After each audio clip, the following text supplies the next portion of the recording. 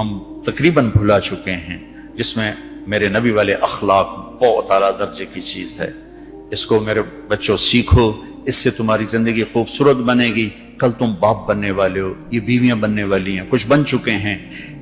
ایک ساتھ زندگی کے لیے میرے نبی والے اخلاق کے بغیر گزارا نہیں ہے۔ صرف پیسے سے زندگی نہیں گزرتی، شکل و صورت سے زندگی نہیں گزرتی، شکلیں بھی اپنی جاذبیت ختم کر دیتی ہیں کچھ عرصے کے بعد، اور پیسے کی کھنک بھی انسان بھلا دیتا ہے جب رویے غلط ہوتے ہیں، جب رویے سخت ہوتے ہیں۔ مجھے ایک کھربوں پتی آدمی کی بیگم ملی، کھربوں پتی، کروڑوں کھربوں پتی آدمی، اور بیٹھتے ہی رونا شروع کر دیا، کہا مولانا میری کوئی زندگی نہیں، میرے خامند کا رویہ میرے ساتھ ٹھیک نہیں۔ اتنی دولت کے انبار اس عورت کو خوش نہیں کر رہے چونکہ خامند کا رویہ ٹھیک نہیں۔ تو میرے عزیزو، اپنے دفتروں کو، اپنے گھروں کو، اپنی مسجدوں کو، اپنے ماحول کو برداشت سے آباد کرو، درگزر سے آباد کرو، معاف کرنے سے آباد کرو۔ میرے رب کی قسم، معاف کرنے کا جو مزہ ہے وہ بدلہ لینے میں وہ مزہ نہیں ہے، چھوٹا بننے میں جو مزہ ہے وہ بڑا بننے میں وہ مزہ نہیں ہے، سینہ سے لگانے میں جو مزہ ہے وہ منہ پھیرنے میں وہ مزہ نہیں ہے۔ اگر آپ یہ کرو گے، اللہ آپ کی زندگی میں، آپ ہمارا سرمایہ ہو، آپ ہماری دولت ہو۔ اور اللہ کا شکر ہے کہ ہمارے پاس نوجوانوں کا ایک بہت بڑا سرمایہ ہے۔ سارا یورپ پھرا ہوں، مائنس میں نسل جا رہی، مائنس میں۔ سکول بند ہو رہے ہیں، بند ہو رہے ہیں، بند ہو رہے ہیں، ہر سال سکول بند ہو رہے ہیں، ہمارے ہر سال کھل رہے ہیں، اللہ کا فضل ہے۔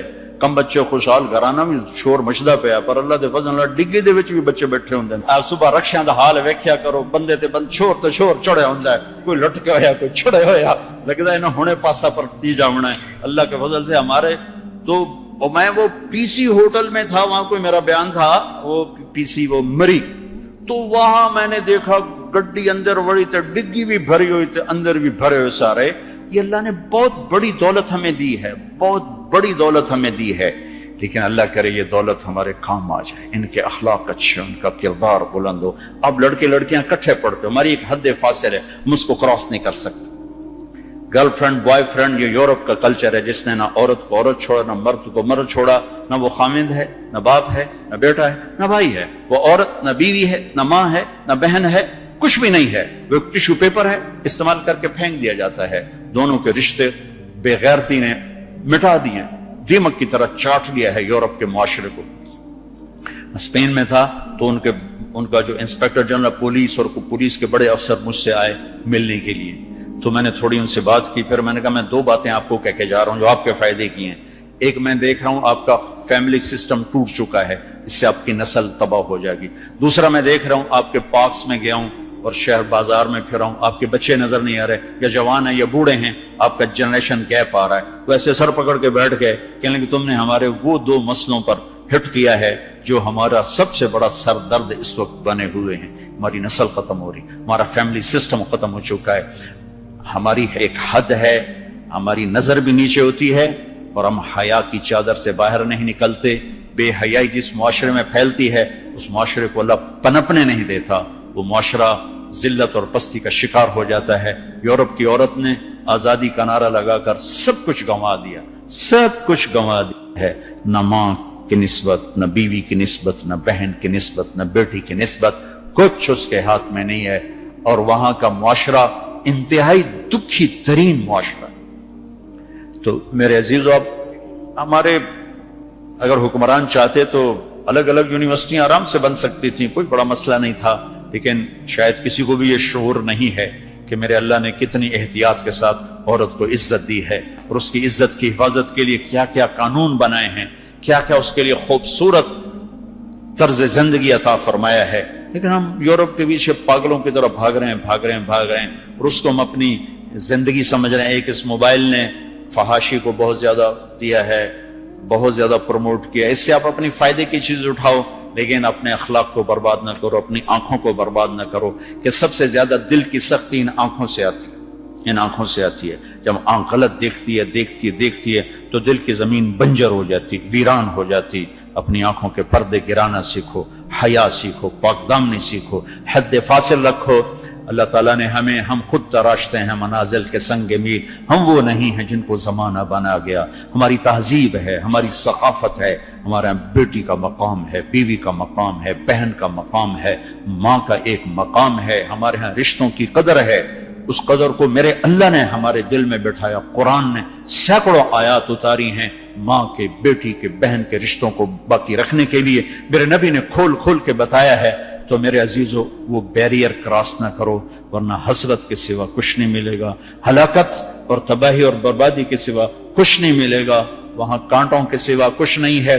میرے نبی کی خوبصورت زندگی میں سارے پھول کھلے ہوئے ہیں اور اس سے باہر کانٹے ہی کانٹے ہیں. جو جائے گا دامن بھی تار تار کرے گا اور اپنے آپ کو بھی لہو لہان کرے گا، اور حسرتوں کی موت مر کر مٹی کی چادر اوڑھ کر ایسا بے نام و نشان ہوگا کہ کوئی نہ فاتحہ پڑھنے والا ہوگا نہ کوئی دعا کرنے والا ہوگا.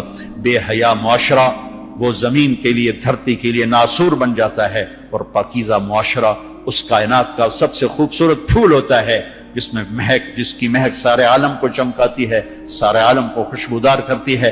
دمشق جب فتح ہوا تو کیسر کی بیٹی وہاں کے حکمران کی بیگم تھی، توما اس کا نام تھا، توما، وہ قتل ہو گیا. جب باندیاں کٹھی ہوئیں مال غنیمت میں تو حضرت خالد کو پتا چلا کیسر کی بیٹی بھی باندیوں میں، تو انہیں ایک دم اس کو الگ کیا، خیمہ لگوایا، اس کی نوکرانیوں کو اس کے ساتھ کیا اور ان کے لیے پہرا مقرر کیا. پھر عزت و احترام کے ساتھ 400 آدمیوں کا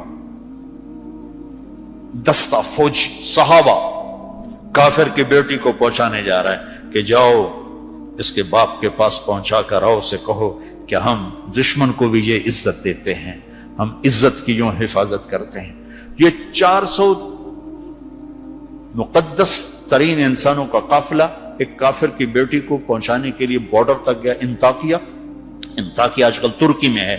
جب کیسر کی بیٹی نے بتایا نا کہ میرے ساتھ خالد بن ولید نے یہ سلوک کیا ہے، اور مسلمان روزانہ اخبار میں عزتیں لوٹی ہوتی ہیں.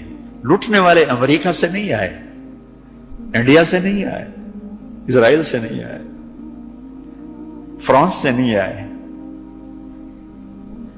اپنے ہی ہیں. ماؤں نے جن کے چھوڑ دیا، باپ نے کمائی کے چکر میں بتانا بھی چھوڑ دیا، تو درندے بن کے باہر نکل آئے، وحشی بن کے باہر نکل آئے. یہ کوئی امریکہ کی سازش ہے؟ روزانہ عزتیں لٹ رہی ہیں.